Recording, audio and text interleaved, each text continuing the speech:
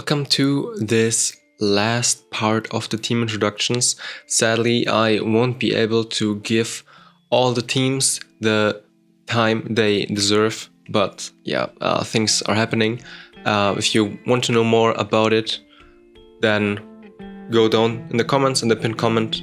There will be a link to explanation why this is now kind of scuffed in this format. But yeah, in this video I'm gonna talk about the 7 teams that are still left and then make some predictions for week 2 because week 1 has now concluded and I want to talk a little bit about it. First up, we have Galions Pearl, consisting of Viosna, Hao, Ive, Cosmic and Lumi. It's a pretty veteran roster with accomplished and tested players. They were expected to make it out of groups and it definitely looks like it. I'm not the biggest fan of the team and they are 5-1, yeah, but I think they are playing a pretty exposable style of league. Like it works for them and it works against worse teams, but against better teams or against teams where they understand what they have to do to abuse it, it will not work. They have the longest game time by far, even though they are 5-1. I think this works for group stage, but in playoffs this might not be enough to get through. The player to watch on the roster is Viosna, as she is still the GOAT top laner and definitely has the ability to carry the team on her own. Next up we have Las Divinas with Fengdere, Delicate, Dragon, Stratos Panda and Sari. They're also a pretty veteran roster. Fengdere, the only rookie on the team, Rookie of the Year Fengdere confirmed. They were expected to have a pretty good showing, but so far it's looking really rough for them. They are 0-6 right now in the group and they looked super shaky. Dragon looks a bit elo-held, I have to say. Like she's definitely putting up a performance, but the rest of the team just doesn't want to give her a win. Yeah, they lost some unlosable games in unlosable positions, like especially the Vitality game looked so, I don't know, they just look super stressed and I hope they can shake it off for week 2. Not that it really matters, but yeah, I want to see them have a better showing right now than what they did before. The player to watch for this team is Dragon. I think she looked the best. And if the rest of the team can pick up the pace a bit, I think she can solo carry the team. But yeah, for now it looks very, very rough for them. One of the biggest surprises of the tournament so far is Zerance Bloom, with the roster of 4 rookies, OP, Lily, Malo and Lori. And on AD carry we have the veteran Vicky. They are a super exciting roster and they showed some good things beforehand in the open qualifiers and also in the LAN in Paris, and so far they are delivering on all fronts.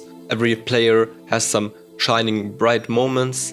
Many had question marks surrounding Lily beforehand because yeah, she didn't have the best games and her solo queue doesn't look the greatest, but so far she's actually looking very solid. She had one Fury game where she completely carried the game and so far I like her play. She lost, the only game they lost was on her OTP Udyr and all other games they won, so glad to see her succeed, honestly, and the rest of the team also looking plenty strong.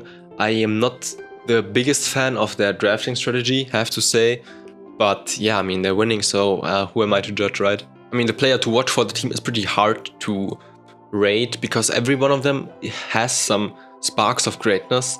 The one that's the most inconsistent so far is OP, so I think you need to have an eye on her. If she falls down super hard, it's very hard for Zerance to get back into the game. They did it against Fanfatals, but in the loss against Vitality, OP was just not looking like any chance to play in that game. So yeah, I think she's the player to watch for me. Next up we have Vitality Rising Bees with Chromac, Yoshia, Sha, Nenris and Bloom. Many questions were surrounding the team beforehand due to a very poor Nexus tour performance and just not looking like the greatest roster. Many saw them as the villain of the tournament, not necessarily because of the players, but because of the organization's way to handle things, especially tryouts and everything. I personally am not the biggest fan of the bot lane of Vitality. I think they have a pretty weak laning and overall are not keeping up with the rest of the bot lanes so far in the tournament. The top side of Vitality is definitely shaping up to be very, very strong. Chromac just right-clicking the enemies and making sure that they win. Yoshia looking like a very solid jungler that can play every role she's supposed to be playing. And Shah looking to bounce back after a year in G2 where, yeah, they lost in the finals and she could not carry the games. But for now, it looks much better and definitely interesting also to see. Next week, very important for them if they can make it out of groups or not. My player to watch for the team is Yoshia, as she is the jungler, the playmaker of the team, and just a very exciting player to watch. Going back to Group B, we have Nexus Reapers with G-Wolfie G, Karina, Tifa, Giddy, and Jun. Giddy's return to the scene after almost 4 years of abstinence raised many questions to how good she can perform and what her level of play is. But so far, she is definitely delivering. She's looking super strong and gapping Miela in the games against SK Avarosa. And overall, the team looks pretty solid, pretty decent. Dun so far had some stinker games. She is the rookie of the team. Was bound to happen, probably, that she might not look the most consistent and looked the weakest so far of the roster. But overall, I think Wolfie, Karina, Tifa are just bringing in the veteran power. Giddy coming back after a long break, showing that she still got it, and they look like a contestant for playoffs at the moment, for sure. A player to watch is Dun. Let's see if she can pick it up again, maybe not have that many stinker games next week, and if they can make it to playoffs or not. Might have forgotten Solary existed, my bad. Now the scuffed version, yay. On the roster they have Pivotless, Thorn, Lilith, Clef and AOC. It's a veteran roster with a rookie jungler. The expectations on Thorn were pretty high, and so far she managed to meet the expectations, which is great to see. Clef also looks like she's peaking right now and is playing a really fucking good tournament, so I'm glad to see her shine. They have a shot to make it out of playoffs, it's all in their own hands, so interesting to see if they're gonna make it or not. I don't think they were expected to make it, so great to see they defied the expectations. The player to watch for the roster is Thorn for sure. She's the rookie jungler of the team and she's showing a really good performance at the moment. So yeah, definitely watch out for her.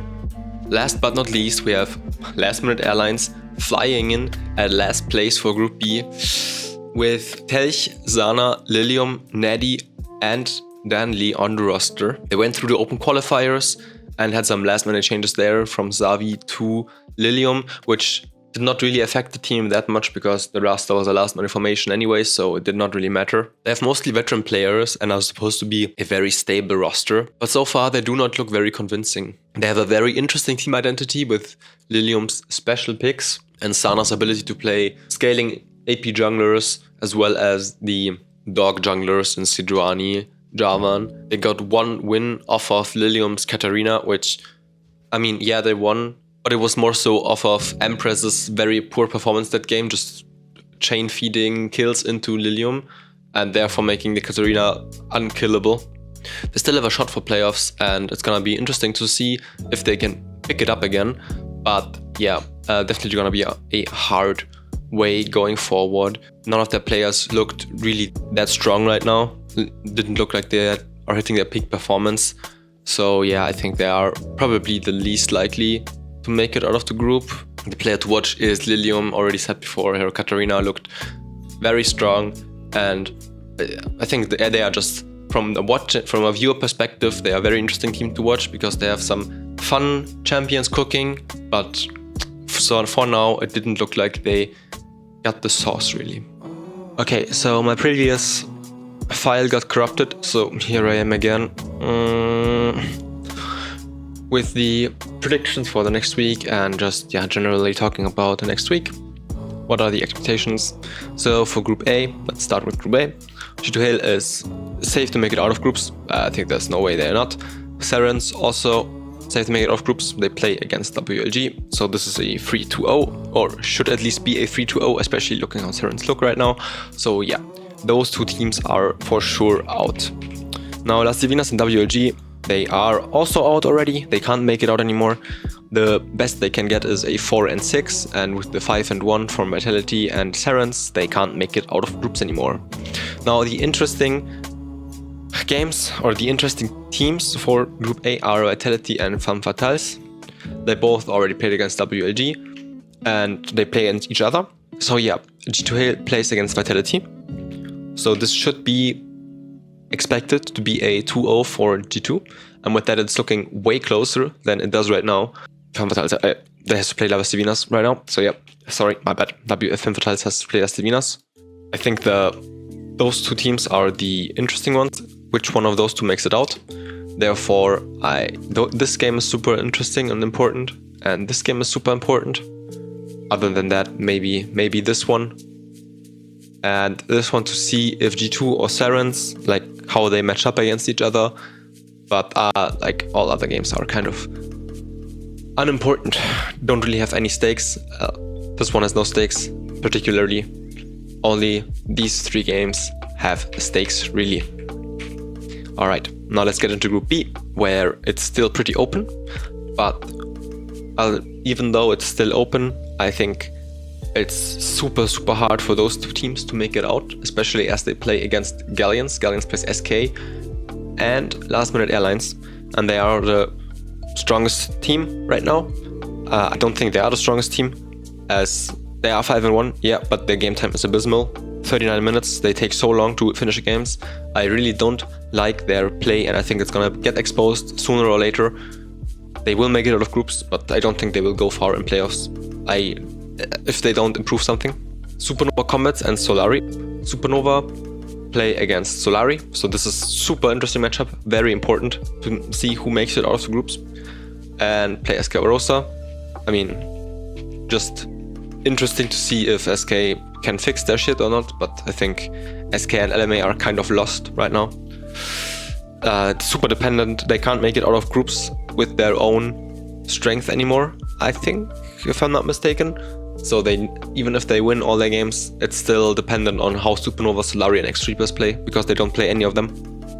Or because they play Galions both, so yeah. Nexus Reapers also still has a shot at making it out. They play Solary and they play LMA. So basically, LMA and SK has the opportunity to do funny things. If they win against Nexus Reapers or Supernova, they can make sure that one of those teams will have a harder time at getting out of groups. But especially this game is super important, and this game is super important. So Solary has it in their own hands the most, if they make it out or not. And for Nexus Reapers and Supernova, they have to win their games. That's how it is, they have to win their games. So yeah, I think the important games here are these, especially this one and this one. I think the Galions games are kind of whatever, honestly. So yeah, if you want to check out the games, you can watch them on twitch.tv/blueriverlol. I will post the schedule, what games you're watching and everything down on the day of the tournament, or on the day on the play day. So yeah, go sure to check it out. And yeah, on the weekend I'm also gonna maybe go into some analysis of games, because I'm super interested in seeing what's going on with SK, what's going on with LMA, like just looking at some games. If you have some suggestions for games we can look at that are interesting to watch, go share them in the comments, go share them on Twitter, whatever. And yeah, that's it for the video, for the very scuffed video. I hope you still enjoyed it. Maybe we'll see each other on the co-streams, maybe not, who knows.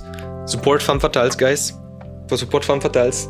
And yeah, thanks to Telecom for sponsoring all of this. For the Telecom Google Docs that makes it possible I can make these predictions. And yep, that's it. So see you around, bye bye.